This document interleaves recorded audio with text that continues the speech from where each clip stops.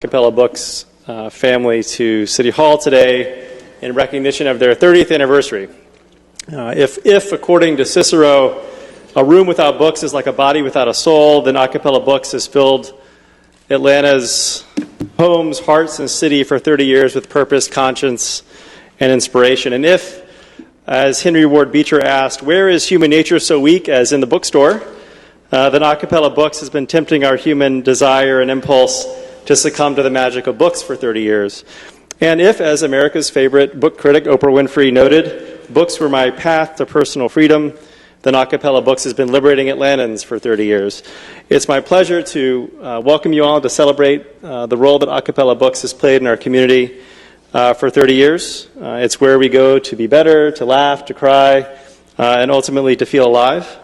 And to do so for 30 years is impressive, but to do so given the changing scope of the book industry is even more impressive. Dealing with the big box retailers to online sales, A Cappella Books has persevered and thrived. And so I want to read this proclamation and then turn it over to you, Frank. And I understand, is your father watching online from Alabama? Probably so. All right, well, hello, Mr. Reese. I think my mom's watching here in town. Wonderful. You should both be very proud. Whereas A Cappella Books, an independent bookstore located at the edge of District 2's Inman Park neighborhood, first opened its doors in Little Five Points in 1989. Needless to say, it was a different era for booksellers, readers, and authors. And whereas over the past 30 years, time and time again, as the environment for independent bookselling has become increasingly challenging, Frank Reese and A Cappella Books have risen to the occasion, adapting their business model to changing times, and along the way gaining national attention for their successful mix of high-profile book readings, intimate book clubs, and exceptional in-house staff whose range of reading interests have been celebrated by the Wall Street Journal, PBS's Great American Read, and locally Creative Loafing, and just about every NPR show host in Metro Atlanta. And whereas 30 years on, A Cappella Books is one of Atlanta's great small business success stories and a valued asset in the community. Now, therefore, we, the members of the Atlanta City Council, and on behalf of the citizens of Atlanta, thank A Cappella Books for decades of commitment to the city, and hereby proclaim Monday, August 19th, 2019, as A Cappella Books' 30th Anniversary Day in the city of Atlanta. Thank you.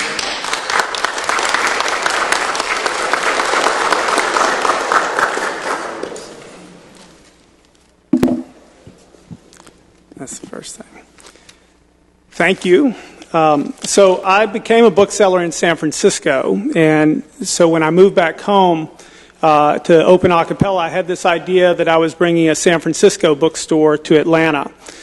But what I didn't understand then, and what's very clear to me now, is that in order to survive, A Cappella would have to become an Atlanta bookstore.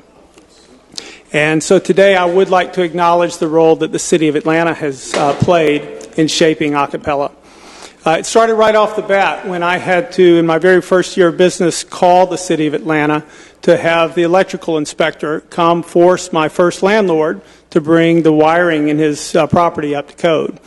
And it happened again several years later when I had to call the city of Atlanta on my second landlord to force him to bring that property up to code as well.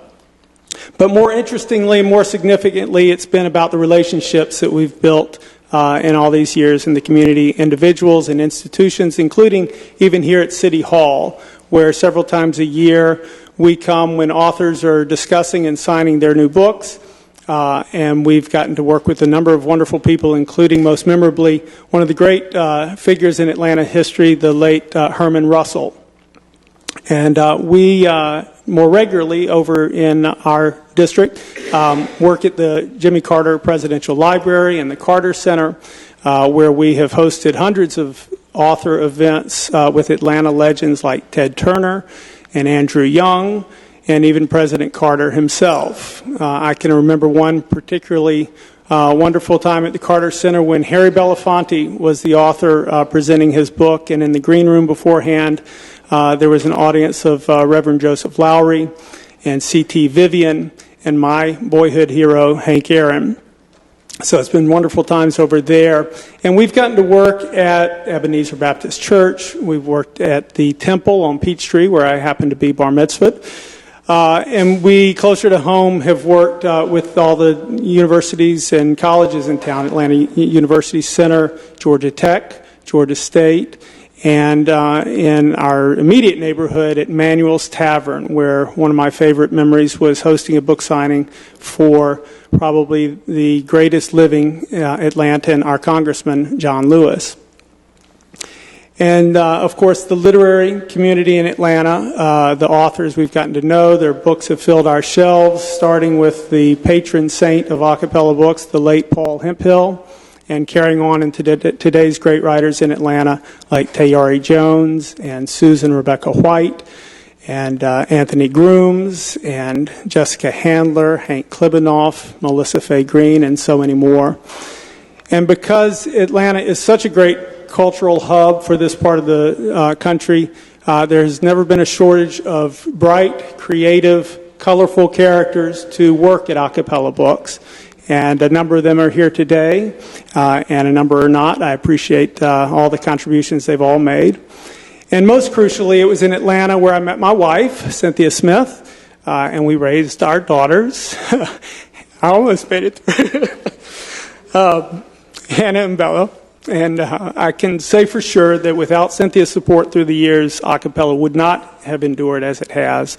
And without her and Hannah and Bella, the whole thing would not have been nearly as rewarding. So thank you very much. It's been an amazing 30 years.